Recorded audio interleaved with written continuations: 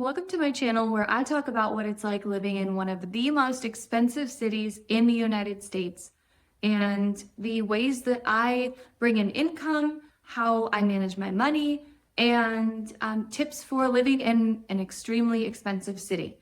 In this video, I'm going to talk about how I bought my first home at 25 years old in one of the most expensive coastal cities in California, and things that I wish that I knew before I bought my house. So the first thing that I wish that I knew is that your property taxes are evaluated every single year. So the reason that that's important is I was under the impression when I bought my house that my payment would never go up. It would always be the same. And I didn't realize that your escrow payment, it includes property taxes. And those can be reevaluated. So your payment can go down if the value of your house goes down, or they can go up if your house is valued at higher than it was the previous year. So the reason that that is something I wish I knew is the first year that I had my house, my payment was $2,900.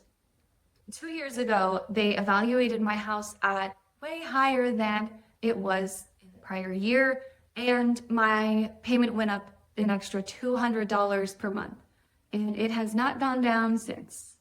So I just want people to be aware of that, and that your payment can change.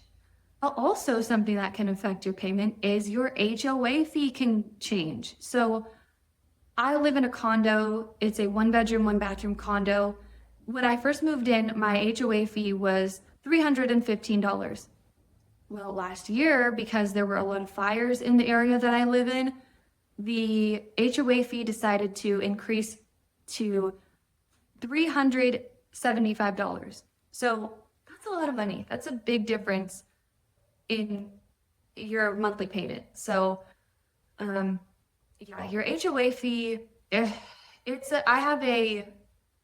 rough relationship with the HOA because I understand that in a condo complex, they take care of the exterior of the building because you have shared walls with other units, as well as they take care of the trash and the landscaping for the complex, as well as insurance for the exterior of the buildings.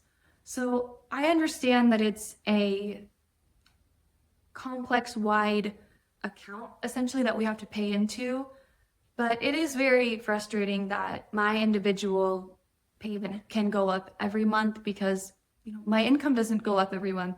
So that's just something to be aware of. If you have an HOA fee, they can change. Another thing that I was aware of when I did buy my house, but it is just something that I think a lot of people don't talk about, is PMI, or mortgage insurance, which doesn't really make sense to me because what mortgage insurance is if you can't put 20% down on your house when you buy it, they make you pay mortgage insurance. And mine is $100 a month. So, but it doesn't make sense to me because if I can't afford to put 20% down on the house price, I don't have a lot of money. And so charging someone extra each month because they don't have money just seems counterintuitive to me. I understand in theory what mortgage insurance is for. It's so that in case you can't pay your bills, the insurance company has kind of a safety net for themselves, but it just seems very unfair for some people who, this is their first home. They don't have a lot of equity. They don't have a huge down payment. So just be aware of mortgage insurance, and it doesn't go away for a long time. If you want me to make a video about the difference between home loans, how mortgage insurance plays into those, for example, FHA versus conventional, I can make a video about that, and yeah, just let me know in the comments. The other thing that I really, really cannot stress enough is the bank will qualify you for way more than you actually can afford. So I was qualified for some outrageous price, I think almost $600,000 in terms of the amount of house price that I could pay for, I guess, that is nowhere near what I can afford, for example, because they don't take into consideration an HOA fee for that. So don't listen to them when they say, hey, yeah, here's how much you qualify for. Do not go to the top of that range. Do not do it. You will be house poor. I'm already house poor, and I was on the like medium range. My house price when I bought it was $450,000, and that was about like a lot less than what I qualified for, but still a ton of money. As a rule of thumb, they say to only pay 30% of your gross income on housing every month, or 25% of your net income. But because I live in one of the most expensive areas in the entire world, it feels like 75% of my income goes to my house. 75% goes to my house. And the only reason I'm able to do that is because I don't have a car payment. So I'm very much saving for a car right now, because if my car goes out, I'm not going to be able to afford my bills. So just those are some things to be aware of when you're buying a house. Now I want to get into things to look out for in the actual house if you are buying a condo, because when I was looking for my condo, I was just so excited about owning my own home that I was willing to sacrifice a lot of things. And I not really sacrifice, but just I wasn't paying attention to some things that now I'm very hyper aware of for the next house that I have. And one of them is a washer and dryer. So a lot of condos, either they don't have one, which is insane to me. I don't know why anyone would build a condo complex without in-unit washer and dryer. That's besides the point, but that's very common in the area I live in.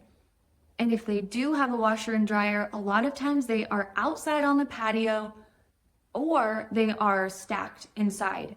I would try to avoid stackable washer and dryers just because the plumbing and the configuration of them, if one breaks, it is so much more expensive to replace those, mostly in labor. You need multiple people to move the washer and dryers because they are stacked on top of each other, and the plumbing is a lot more finicky. So if you can, just get a side-by-side washer and dryer. I promise you it will make all the difference.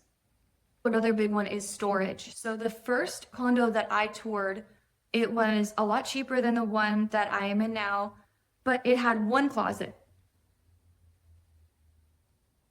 One closet for the entire place. My clothes would have had to go in there, the vacuum, the cleaning supplies, Christmas decorations, everything in one closet. And I thought that was outrageous. So the one that I am in now has my bedroom closet, and it has 2 storage closets, which at first I didn't think would be that big of a deal. Of course, I noticed it when I was touring the condos that were available, but I am so thankful to have these 2 storage closets. They make a huge difference. So just keep those things in mind. And there are plenty of other things to keep in mind when you're looking for a house, let alone a bigger house with multiple bedrooms and a garage. Maybe I'll make a video about that someday when I have those things. But for now, those are some tips about owning a condo and buying your first home. Check out my personal finances video if you haven't already. Thank you so much for watching, and have a great day.